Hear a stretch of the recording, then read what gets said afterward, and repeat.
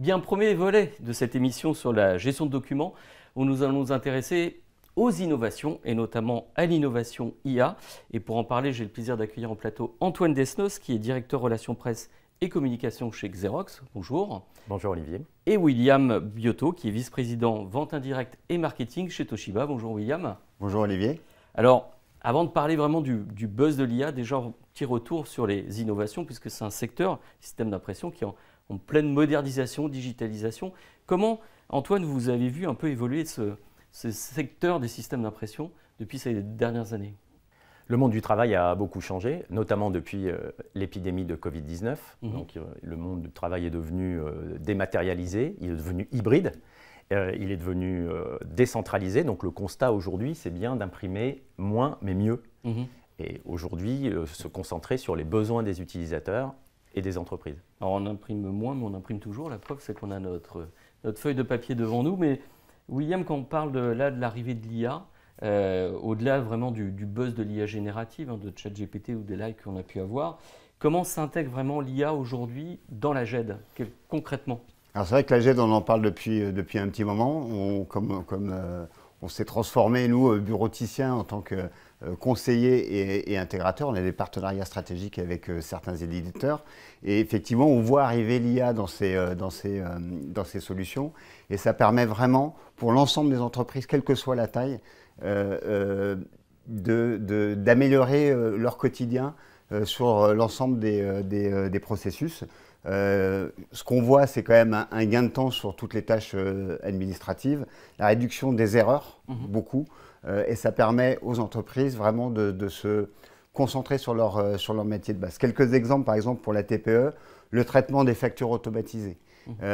Généralement, ça peut être manuel et c'est source d'erreur. Là, on va voir que l'IA va extraire l'ensemble des données d'une facture et directement les mettre dans les logiciels de compta. Donc c'est plus simple, c'est plus rapide, beaucoup moins d'erreurs.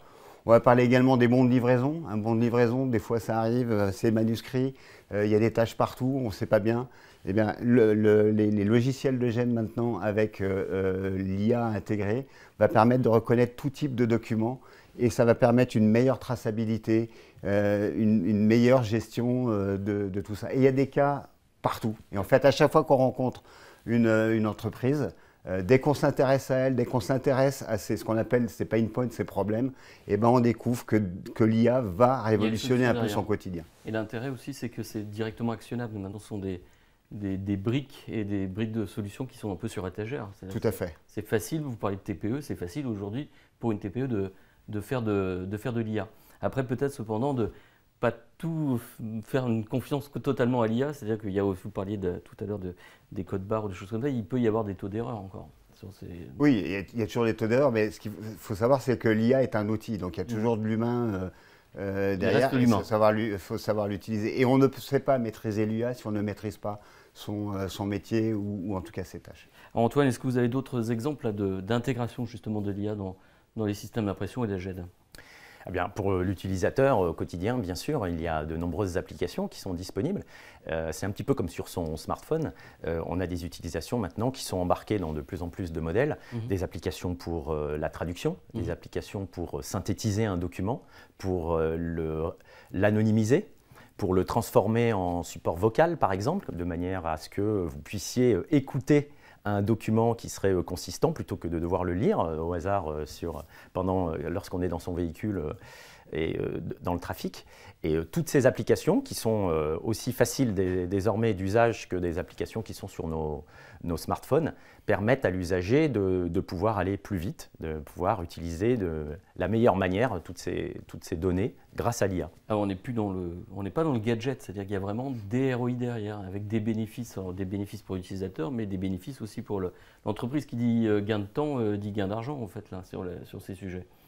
On est tombé sur des cas d'entreprises qui traitent des ODR. Vous savez, les offres de remboursement. Alors elles arrivent souvent en dématérialisé, mais elles peuvent aussi arriver sur papier. Donc tout ça, c'est traité automatiquement, toutes les vérifications sont traitées. Et on estime que le gain de temps déjà, il passe de 10 minutes à 2 minutes par demande. Mais quand on dit 10 minutes, c'était 10 minutes, 8 heures par jour, 5 jours par semaine. Là, c'est 2 minutes, 24 heures sur 24, 7 jours sur 7, 365 jours par an. Donc je vous laisse imaginer les économies. Il y a un effet des multiplicateurs. Des multiplicateurs. Et réduction des erreurs de 15% à 1%. Oui, pour le ROI, effectivement, pour les entreprises, c'est notable. Chez certains cas où ils ont amélioré de 90% leur taux d'efficacité sur les secteurs du type bancaire, du secteur assurance, également le secteur public ou les administrations, pour effectivement éviter de traiter les tâches fastidieuses par l'humain, mais laisser faire l'outil, l'IA, grâce à des algorithmes. C'est valable pour la gestion de courrier également, évidemment.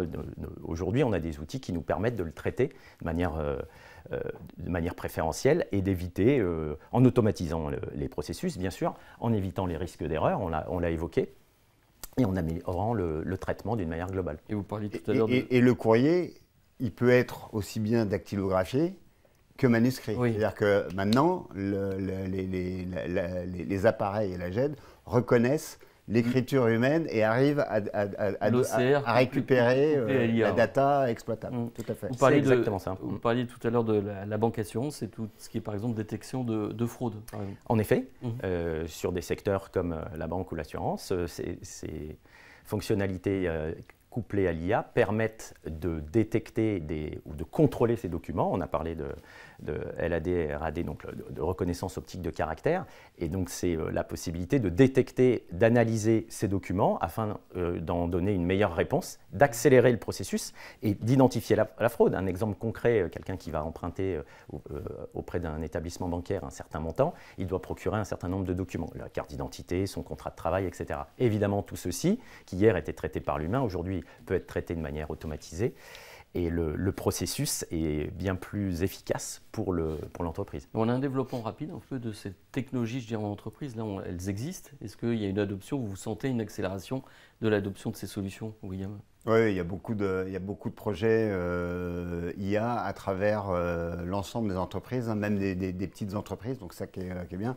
Après, c'est vrai qu'un projet IA, ça se prépare. Oui. Il y a 3 piliers à respecter, c'est quand même la structuration de la data. On ne peut pas faire... On ne fait pas d'IA sans data. En fait. On ne peut pas faire de l'IA. Alors, on peut faire de l'IA générative sans la data, il y en a partout. Mais, le problème, c'est qu'il faut structurer cette data. Donc, on a l'impression qu'on va mettre des logiciels et que tout de suite, ça va aller chercher la data. Non, il faut quand même structurer la data. Ça passe par une bonne structuration de la data. La cybersécurité est importante. Je pense que une table ronde proche dans la journée. On a un autre sujet sur la cyber, mais c'est vrai que l'IA pour la cyber, on a les deux côtés. Hein, c'est la cyber contre pour l'IA et l'IA pour la cyber. Donc c'est un peu les deux. Exactement. Et donc il faut structurer la donnée. Donc on parlait des bases documentaires, mais il y a également toute la data qui va être issue de ces bases documentaires qui doivent être dans un data lake. La cybersécurité est importante puisqu'il va falloir sécuriser toutes ces données sensibles parce que l'IA, généralement, on en parlait dans le système bancaire, va quand même prendre des données sensibles liées à l'utilisateur. Donc tout ça, ça doit être crypté, tout ça, ça doit être sécurisé, ça doit être compliant à la RGPD. Et si c'est mal fait, ça sera la cible des cyberattaques. Donc c'est vraiment important de bien structurer sa donnée, de bien tout respecter. D'interconnecter les systèmes, c'est important également que l'IA, en fait, ça va être un agent qui va un peu renseigner l'ensemble des outils de l'entreprise, l'ensemble des écosystèmes, les CRM, les ERP, avec les informations, justement pour faciliter la vie des utilisateurs et manager des workflows beaucoup plus efficaces. Oui, d'où la vigilance, parce que l'IA peut aller chercher dans différents systèmes, dans différentes briques logicielles, de l'information où l'utilisateur... Très important, les droits d'accès. Oui, ne doit pas forcément avoir accès à toutes les informations. Donc, en effet. Antoine, là, William parlait d'intégration technologique sur la data, sur la cyber, sur l'application aussi, ou de l'ouverture des systèmes. Vous dites aussi, oui, il ne faut pas oublier d'intégrer, alors ça peut sembler aller de soi, mais l'IA au métier. C'est vraiment d'aligner au processus métier cette technologie IA. En effet, on l'évoquait tout à l'heure, hein, nous, acteurs du domaine de l'impression, maintenant, on doit être encore plus à l'écoute, évidemment, des besoins des entreprises. Et donc, nous agissons comme de véritables intégrateurs pour, effectivement, bien comprendre leur processus métier, s'y intégrer, s'associer avec des prestataires qui ont les compétences techniques pour pouvoir regrouper tout cela.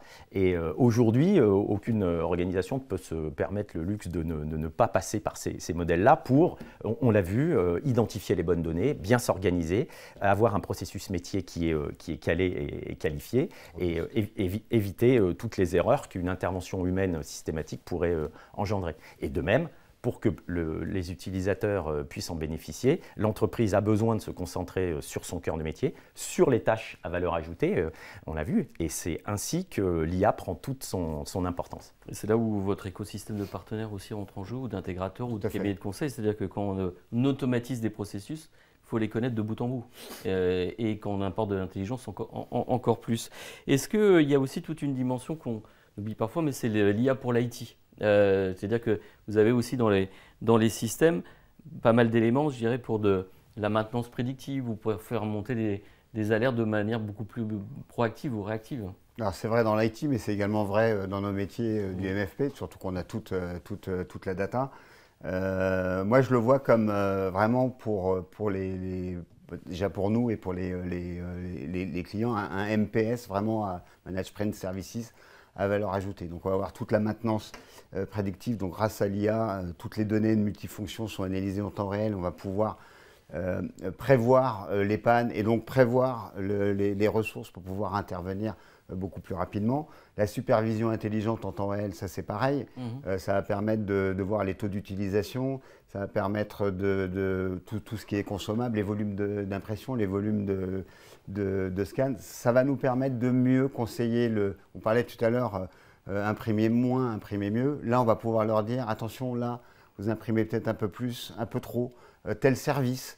Et puis après, avoir des discussions avec le client pour qu'il optimise son parc, donc il optimise ses coûts, il optimise un peu tout son écosystème de MFP. Et après, il y a le support, on va dire, à l'utilisateur, avec des chatbots, des IA qui vont converser pour le support à l'utilisateur quand il y a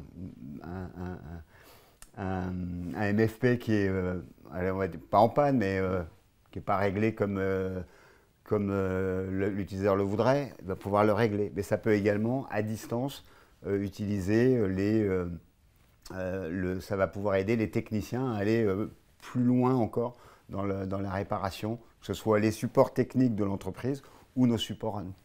Alors il y a un autre volet aussi dans cette série de tables rondes, c'est tout l'aspect green en fait, éco-responsabilité. En l'occurrence, Antoine, on parlait de l'apport d'optimisation ou de remontée un peu de log, ça sert aussi l'aspect éco-responsable?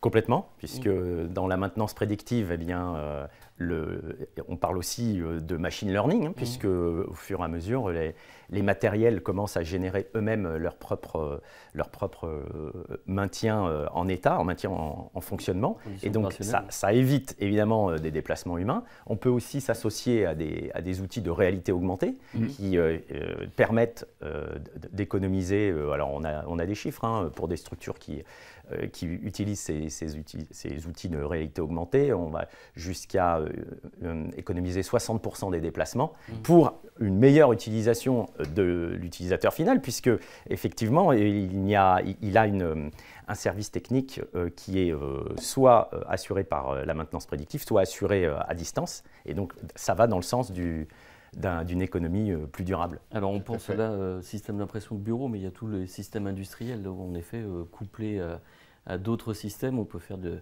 jumeau numérique, enfin, on peut aller très loin autour de l'IA. Est-ce qu'il y a, William, encore des fantasmes ou des peurs côté utilisateur sur l'IA? Alors on a les deux, on peut avoir des peurs, notamment sur l'aspect social, ou de peurs de biais, ou justement une euphorie. Est-ce que on peut donner en fait ces outils à n'importe qui entre les mains? On a parlé de démocratisation, c'est directement accessible, mais est-ce qu'il ne faut pas un peu de vigilance sur ce sujet? Pour moi, l'IA, c'est quand même une opportunité d'innovation responsable. Il y aura toujours des inquiétudes, on voit tous les débats dans les médias.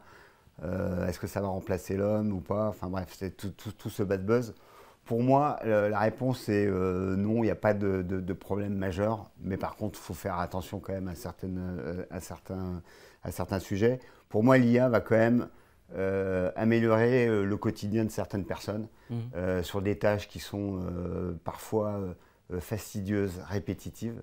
On parle beaucoup de la grande démission liée à une perte de sens. Je pense que l'IA va réellement changer ce paradigme-là et les gens vont pouvoir les collaborateurs vont pouvoir se concentrer sur des tâches beaucoup plus stratégiques, créatives, à valeur ajoutée. Mais attention, tout ça, ça s'accompagne. On accompagne le déploiement avec des règles strictes sur la transparence des données, la protection de la vie privée. Et évidemment, comme toute transformation, ça s'accompagne par de la formation. S'il n'y a pas de formation, il peut y avoir un problème. Et si on a fait, c'est ça, il n'y a pas de souci. Pour moi, c'est une véritable opportunité pour les entreprises. Comme dans tout projet, Antoine, il ne faut pas oublier cette dimension de change management, en fait, c'est l'accompagnement des utilisateurs. Exactement, et c'est une opportunité aussi pour nos propres organisations, puisqu'on est quand même au cœur de ce marché de l'impression qui de tout temps a évolué avec l'innovation. Et donc l'IA, même s'il y a, vous le disiez, un buzz aujourd'hui, sur l'IA, ça existe, on s'en sert de tous ces algorithmes depuis quand même un certain nombre d'années.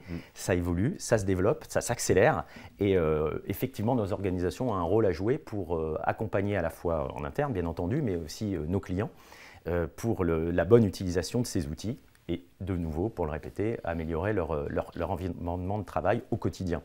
Et aujourd'hui, l'IA et le machine learning devient un outil du quotidien. Donc, il faut, et là où on peut rassurer tout de même les utilisateurs, c'est que on les aide, bien sûr, mais l'humain a toujours son rôle, toujours son intérêt, parce que le bon sens restera humain. C'est lui qui a la décision finale. C'est bien lui. D'humain augmenté. On a des points de contrôle, en niveau 1, en niveau 2. Okay, on a des prestations qui sont de plus en plus abouties. Néanmoins, l'humain reste maître in fine. On parlait du jumeau numérique, c'est ça. Il y a le jumeau numérique de l'entreprise et de la personne. Donc on est bien là. Ouais. On est au début d'une révolution, William ?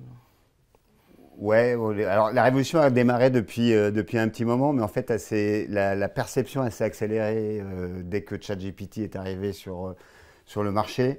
Moi, ce que je vois dans le Modern Workspace, on ne pourra pas échapper. C'est-à-dire et je dirais même c'est dangereux pour l'entreprise de ne pas y aller. Oui. Quand on regarde un peu tout l'écosystème, que ce soit l'écosystème IT, l'écosystème télécom ou même la bureautique, on parle d'IA tous les jours. D'ailleurs, on est là pour. On a les PC avec des puces IA qui sont en train d'arriver sur le marché là, depuis le mois de juin, les téléphones IA qui vont apprendre de nous au quotidien, qui vont être des véritables assistants. Donc pour moi, une IA bien intégrée, ça transforme la productivité, anticipe le besoin et ouvre la voie à une innovation durable. Donc pour moi, c'est que du positif. Nous sommes là pour accompagner cette révolution, en effet.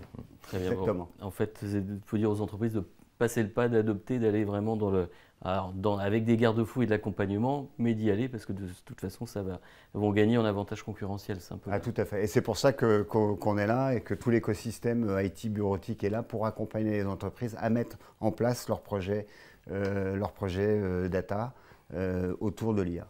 Merci messieurs. Merci Olivier. Merci Olivier. Et là, on va passer au deuxième volet, on en a un petit peu parlé, on va passer au volet cybersécurité parce que ces systèmes d'impression sont sous la menace de cyberattaquants et nous allons détailler un peu ce volet-là dans la suite de l'émission.